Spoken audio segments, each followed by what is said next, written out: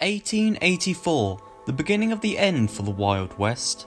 19-year-old Jacob McKay slowly dismounts from his dirt and sand-coated horse, his boots hitting the floor creating two small explosions of dust. He looks forward at the aged wooden door of his family home. The roof had gaps dotted about where tiles had come off over the years. To the left is a fence that attached to the wooden walls. In the field stood a horse, his father's. Both his mother's horse and their wagon were missing. Jacob sighed and slowly walked toward the house. He pushed open the door, the rusted metal hinges crying and flaking. Ah, Jacob, my boy, how was work at the ranch today? It was just fine, Pa. Jacob hit his hat to dust it and hung it up by the front door. What about you, Pa? Ah, you know, the usual. Life just being life. Jacob noticed something. His father's revolver was missing from its usual stand on the windowsill. He knew the gun was important to his parents, their most treasured possession, and yet to this day he didn't know why. Where's the gun gone, Pa? I hid it upstairs. Your ma told me that she's spoken with the sheriff. Apparently there's been a bunch of robberies in the area lately. I figured it would be safer to hide it under my bed. That way we can protect ourselves come nightfall. Speaking of your ma, where is she? I sent her to go and get some food for tomorrow night. She should be back by now. Jacob stood up and made his way over to the window, squinting in an effort to see through the dirt that was plastered to the glass. He could just make out a wagon on its way down the path towards the house. That must be her! Jacob rushed over and ripped open the door. Ma! An arm lifted above the head of the driver of the wagon and waved. As the wagon approached, Jacob could make out a bag of cans and fruits. Ma! Hello there, Jacob. How was work? It was just fine, Ma. Good. Where you been, Ma? Oh, I've just been down to town to pick up a few bits and pieces for tomorrow's celebration. What is it tomorrow? Why, it's the 25th anniversary from when I first met your pa. You know how we met? No. How? Well, I was just a young girl back then. Some fellas from the Squalor gang tried to rob me. Held me at gunpoint, they did. Then your pa came over, told them to get lost. One of them took the hint, but the other one went for me. Your pa shot him dead. It was the same gun he keeps on display now. He loves that gun, just as he loves you. If it weren't for him or that gun, I doubt neither of us would be alive. Jacob was surprised. He knew the gun was important to them, he just never knew how important. It gave him a new respect, not only for the gun, but also his father. He could never imagine his father to be the hero type. He seemed just to keep himself to himself and not get involved. He figured this was probably the reason as to why. You need any help getting that in, Ma? I'm fine. Can you unhitch Blue and put him out with your father's horse? Take Norman out there too. I'm sure the last thing you want is to wake up tomorrow morning and find your horses left home. Sure thing, Ma. His mother got up and swung the bag over her shoulder. Jacob approached his horse and grabbed it by the reins, leading it over to his mother's horse, Blue. He unhitched it from the wagon, the metal joints clanging as he dropped them to the floor. He took the horses out to the gate at the side of their home and took them out into the field. Go on. Gee! He says, slapping the horses, scattering them out into the field. He shut the gate, creaking it closed, and went back inside. That night, the three of them sat down after his mother had cooked them all dinner. During the meal, they got on the conversation of the gun again. You know what, kid? When I'm old and dead, you can have that gun. I know your mother told you about it, and I know now it means just as much to you as it does to us. Really, Pa? Yeah, but I ain't planning on dying anytime soon, though. But one day, that fine weapon will be yours. The night pushed on and the three headed to bed.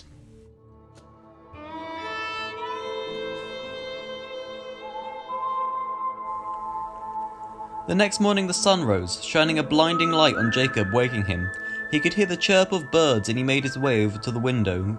With a bit of force he opened the window, pushing through the rusted hinges.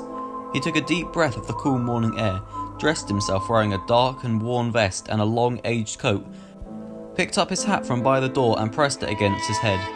Opening the door and sauntering rightwards towards the gate, he tacked up Norman and the two set off down the path, turning left, heading toward the ranch.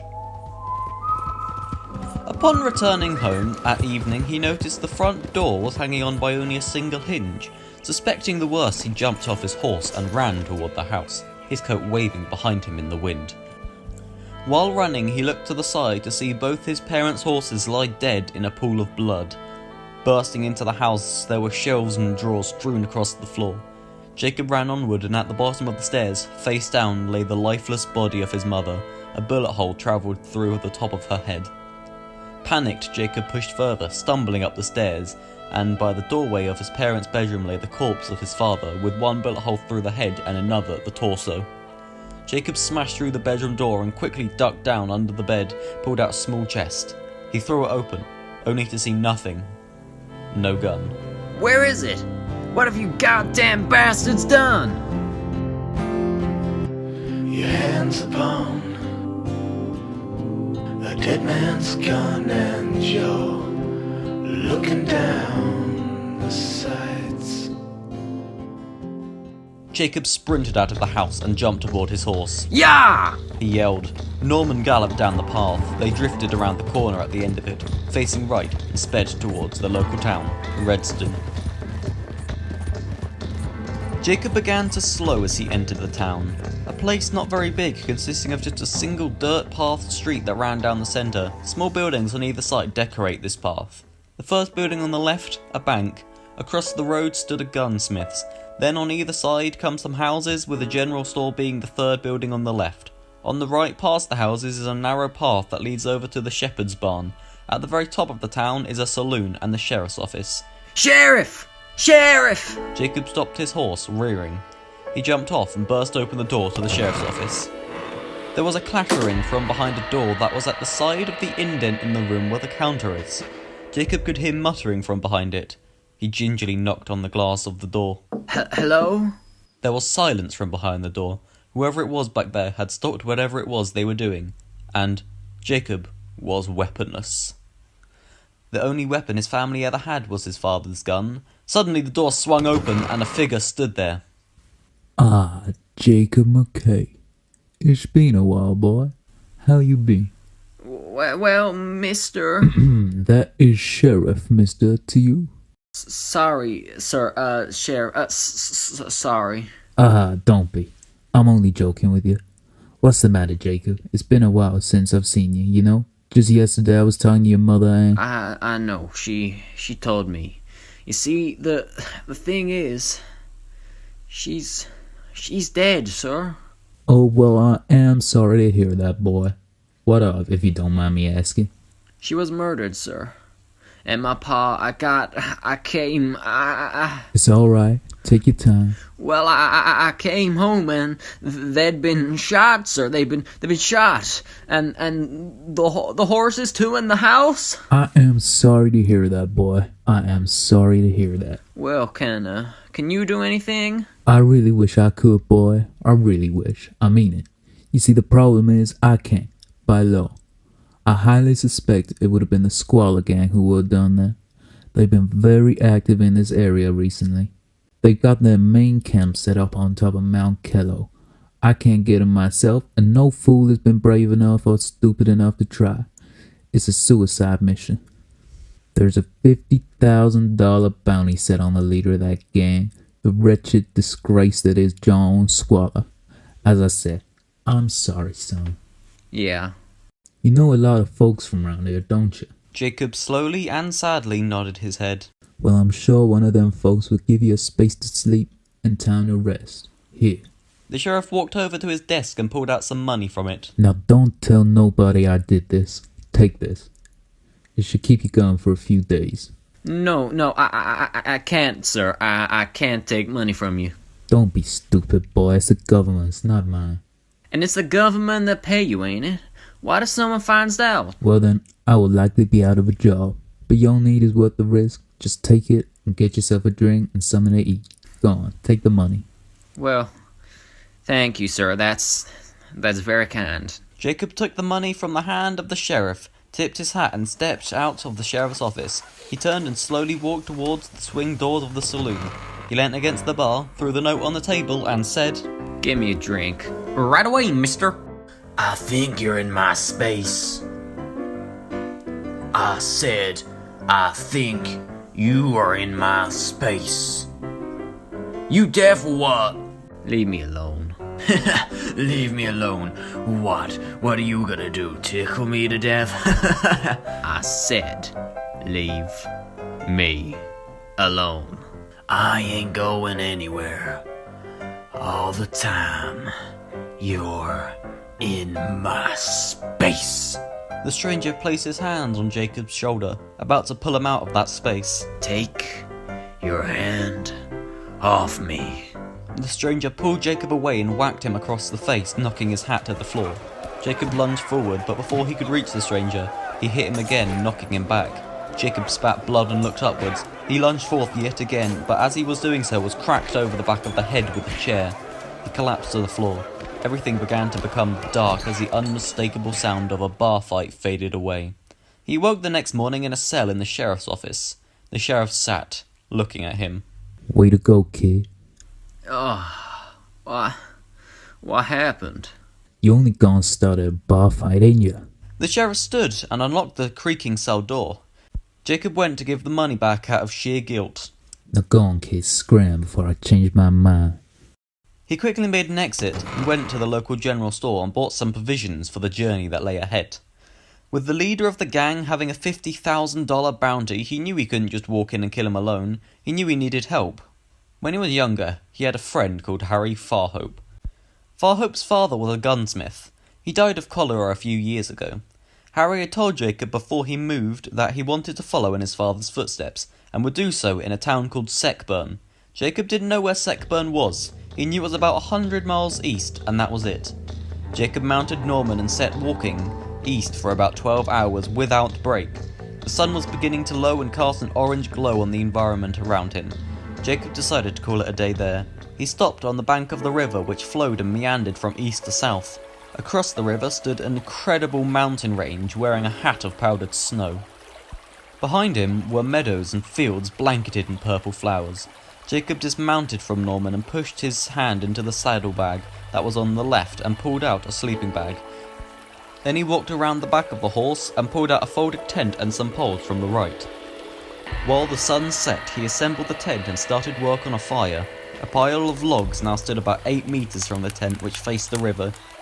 He approached Norman, pulling out a metallic pole with a stand for a holder that was between the saddlebag and the saddle itself. Jacob rammed the pole into the dirt next to the fire and took out a can from his bag that was sat in the tent, cracking the lid open and standing it on the metal stand. After a few minutes, the contents of the can came to a boil. He took it down using the string of the bag to protect him from the heat. He sat in his tent, eating the contents of the can and listening to the endless flow of the river. He very, very slowly drifted off to sleep.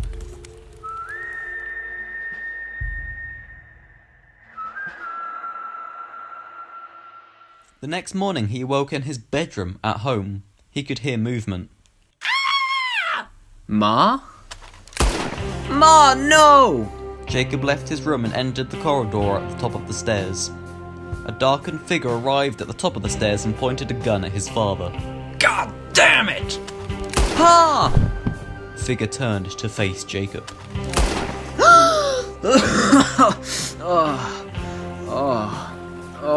A nightmare. Oh, god damn. Jacob rubbed the sleep from his eyes, stood, and exited the tent. He walked over to Norman, who was stood waiting for him. You poor thing, eh? It's just you and me, ain't it? Come on, follow me, let's get you clean. Now, that's better, ain't it, boy? Jacob climbed down from Norman and packed up the tent before setting off, continuing east. Mile after mile the two walked on, the single horse and the lonely cowboy. It took what felt like days, but Jacob could see smoke ahead of him. This was more than a campfire's worth. It was a lot more. As he approached, he could see towering stone buildings ahead with plumes of smoke bellowing out of them. Jacob felt uneasy as he approached the buildings. Well, this must be Seckburn. He knew the gunsmith was in here somewhere, but with the maze of streets it seemed he could live and die in the time it would take to find it. He needed to stop and ask for directions, but it seemed every single person was completely different from him, walking around in a suit and a bowler hat.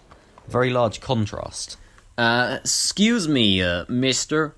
You know where I can find the gunsmiths? I'm looking for a friend.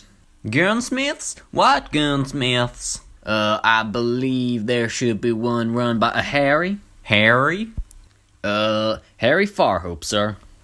Farhope. Forward, left, right, left, forward for about 3 blocks. If you reach the stables, you've gone too far. Now go on. We don't like your sort round here. Jacob quickly made an exit. He didn't want any more trouble. After wandering for what seemed like hours, he saw a building.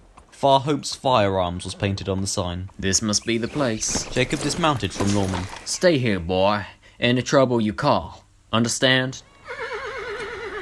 Now I'm talking to a goddamn horse. He opened the door to be greeted with the most immaculate building he's ever laid his eyes upon. The floor was a black and white checked pattern. It seemed to sparkle. There were large windows at the front of the store. Jacob could see a reflection of himself in the window. It was coated from head to toe in dust.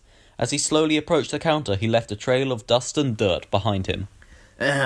Excuse me, anyone there? Just a moment. A moment, sure.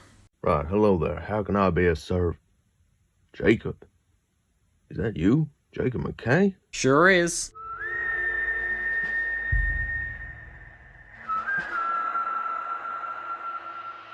Oh, Jacob, how are you doing?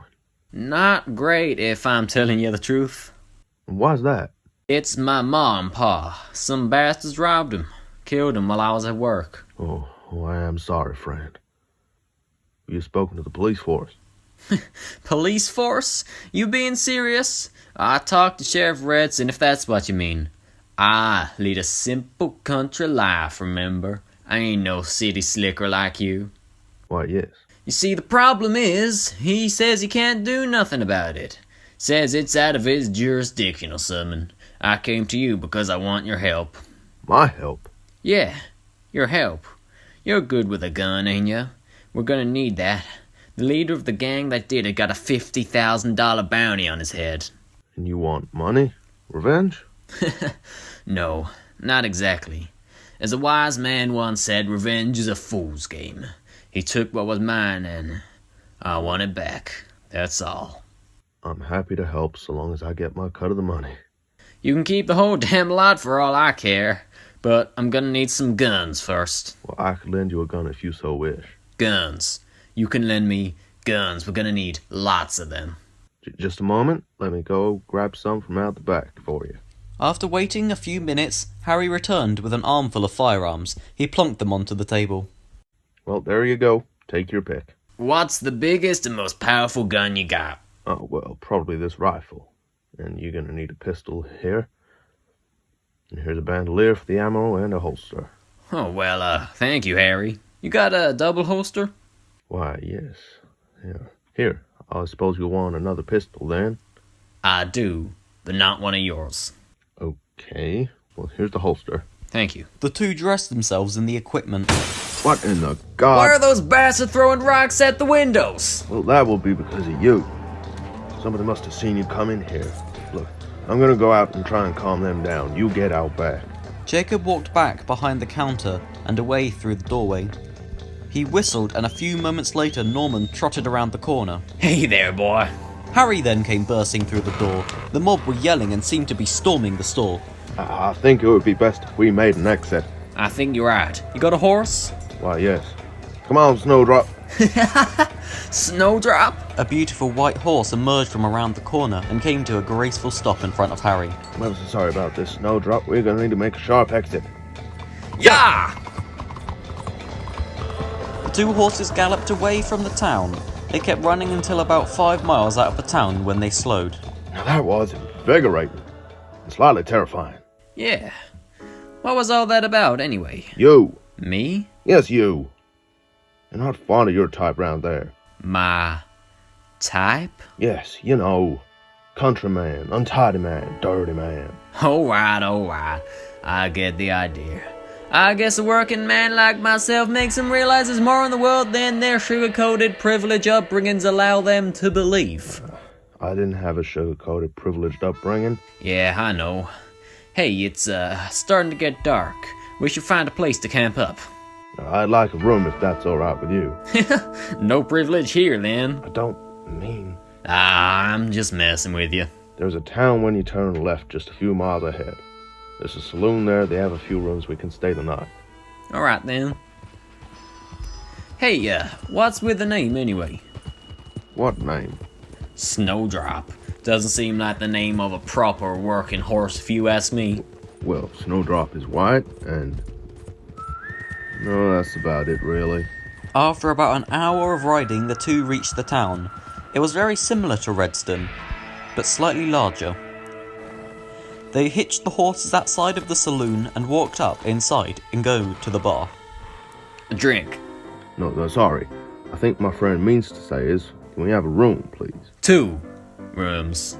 Yes, 2 rooms. My mistake. 2 rooms, got it. I'll make sure they're ready for you in a couple of minutes. Jacob? Harry? That you? The two turned around to see who it was that was calling out to them. Mary Yellerton, what are you doing here? I can say the same for you two. Jacob, you never leave your little town. And Harry, you never leave your big town. Well, it's a city, you see. What it is a goddamn mess. You got that right. Oh, So what you boys up to? Having some kind of reunion? Not exactly. we're bounty hunting. He's bounty hunting. I ain't after no money.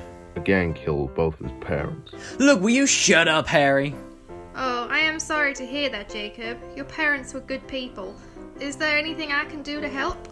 Not unless you're some kind of seasoned bounty hunter willing to take on the leader of the most dangerous gang in the state. Why are you looking at me like that? Harry, why is you looking at me like that? Oh, really, Jacob? Really what?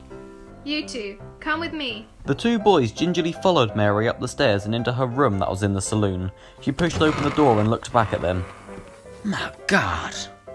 There were multiple guns leant against the bed. She's a bounty hunter. You want a bounty hunter? I'm a bounty hunter. Ever since I was young, I hated those who wrong others. I wanted to be a lawman more than anything. But what with me being a woman and all that, I guess that ain't ever gonna happen.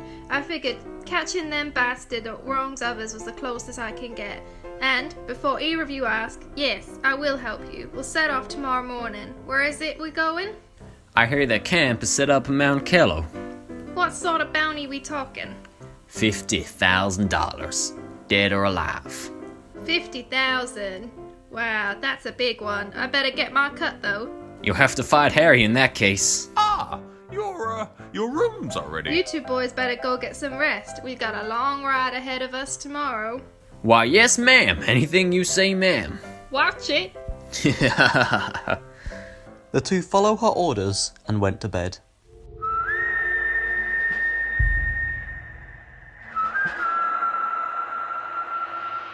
Come on, Jacob, you lazy bastard. Get your ass out of bed. Oh, what time is it? I don't know, 4? Something like that? 4? Yeah, go on, get up, you lazy bastard. Mary went back downstairs and got a drink from the bar. About 15 minutes later, both Harry and Jacob sleepily made their way down the stairs. Come on then, you two. Let's go get him. Give me a minute. A drink. Please. Jacob downed the drink in a few seconds flat. Come on then, Harry. Let's go get that son of a bitch. But a drink. Stop your moaning, Harry. The three of them then mounted their horses and set forth on their journey up Mount Kello. It took 2 days, and much to the disgust of Harry, they had to camp out both times. We're about 5 miles from the peak right about now. Harry, time? That's 7:45 and 32 seconds. Right, let's stop on this ridge up here. We'll wait until nightfall and then get the bastards when they're off guard. The western sun set, plunging them into darkness. At about 12 AM, the trio set off again. Harry carried a lantern. Harry, what are you doing? Well, I'm getting ready to go. With a goddamn lantern? They'll see us, you moron. Put it out. Why, yes. I'm sorry. Right. Are we all ready? Yep. I believe so. Well then, let's go kill the bastards.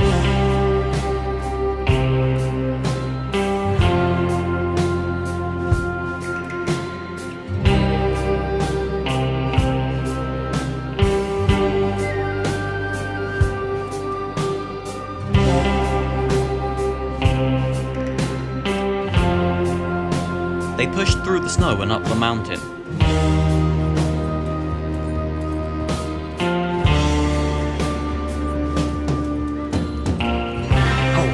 You see that? Lights. That's them. They creep closer to the camp. There is a flat area. It contains about 8 tents stood with oil lamps tied to the supporting wooden beams. Mary notices a member of the gang stood on guard about 40 degrees right from them. We need to distract him. Uh-huh. What's that? Stones. Stones? I suspect she'll throw the stone away from the guard. He'll then look in the direction where it landed, and we can sneak past, right? Something like that. Mary threw the stone behind the guard. He span around. Mary sped up behind him and... Jesus Christ, Mary! It's what you wanted, ain't it? I wasn't, Yeah, I guess. Then stop your whining. The big tent would be the leaders, yeah? As soon as Harry had finished the sentence, somebody walked into the large tent. The bastard! Mary grabbed Jacob by the shoulder and pulled him back to cover. What are you doing? I gotta get him! I gotta get him! I gotta get him! Calm down. It took us this long to get here. It can wait another minute, can it? You go barging in there, and then you'll likely be seen, you moron. I guess. Right. See anybody? No. I believe they've all gone to sleep now. Given the time, that would make sense. I also believe that the man Mary just, killed was their only lookout. It doesn't make any sense. They're the most dangerous gang in the state, and there's only 8 of them? Well, 7 now. This is the main camp, isn't it? Yeah? I think this is just the most important people in the gang, then. Everyone else is probably holed up somewhere else.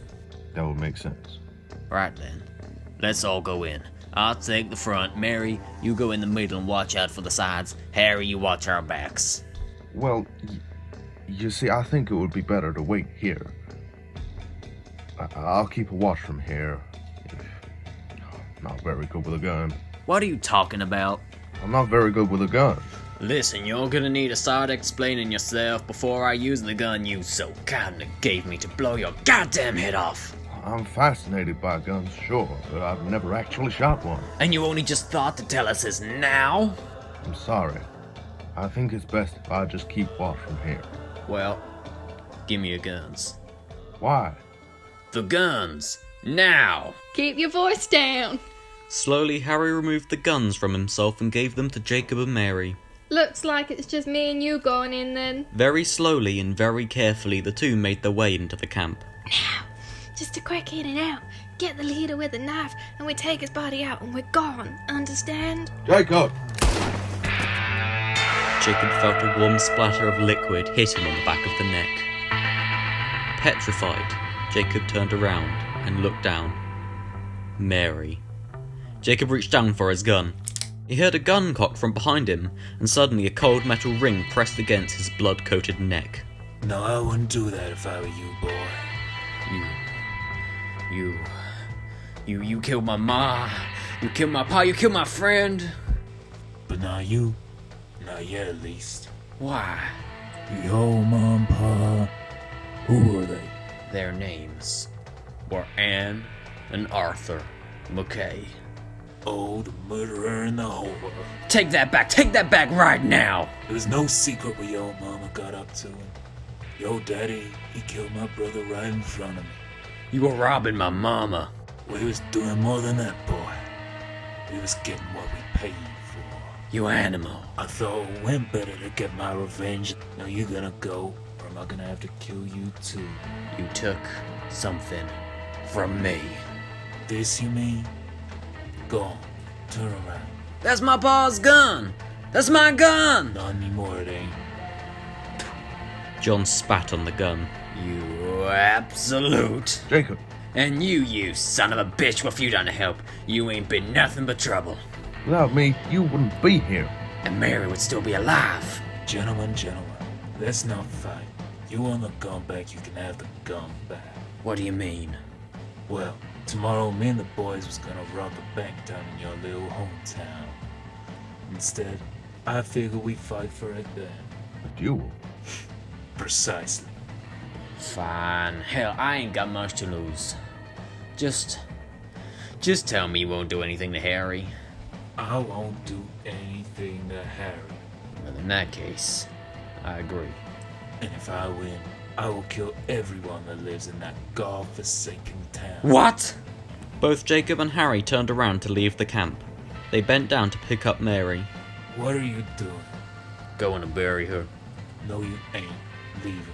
She's mine to do with as I please. You horrible, sick Leave, degenerate. Jacob. There ain't nothing we can do. The two turn and leave.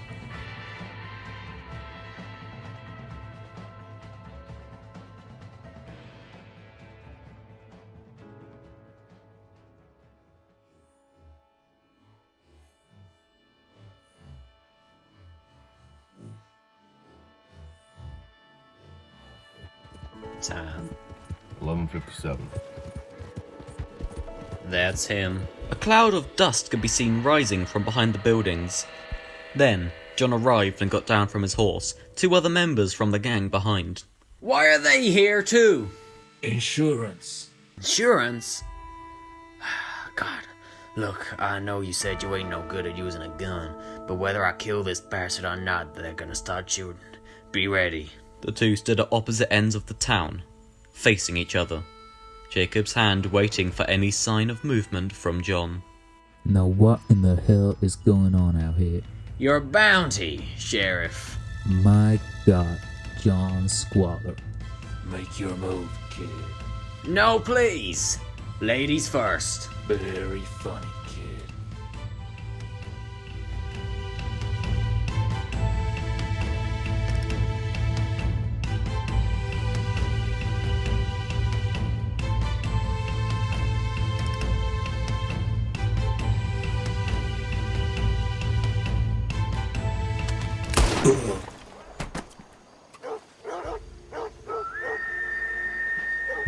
The sound of a gunshot rippled through the town, bouncing off the buildings.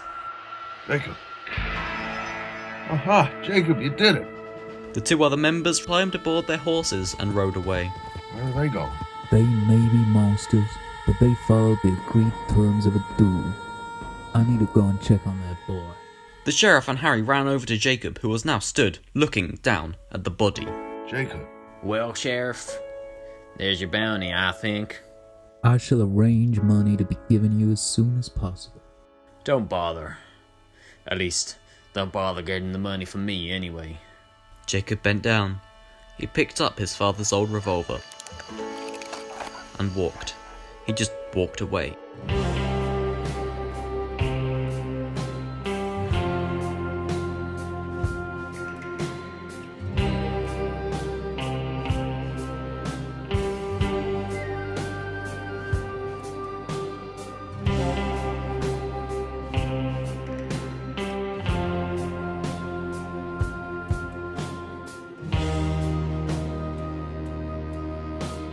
It never was about the money.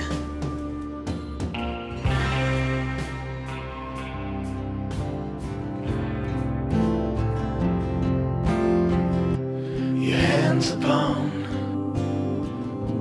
a dead man's gun, and you're looking down the sights. Your heart is worn and the seams are torn, and they've given you a reason to fight. And you're not gonna take what they've got to give, and you're not gonna let them take your will to live, because they've taken enough, and you've given them all you can give, and luck won't save them tonight. They're giving you a reason to fight, and all the storms